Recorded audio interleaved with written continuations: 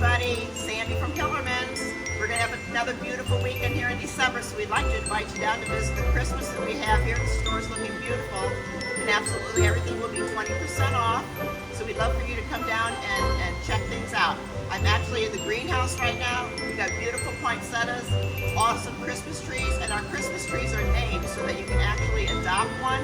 And when you adopt one and take it home, you'll get a $20 gift card that you can use for next spring for a tree. So we'd love for you to come down tomorrow, bring the kids in, meet Benji, and we'd like to have a great time with you here. I did it again. Oh, and I forgot, the Grinch will be here tomorrow from 10 to 1. Oh, he's scary. If you'd like to come down and get your picture taken with the Grinch, he'll be here tomorrow from 10 to 1. So please come down and get a socially distanced picture.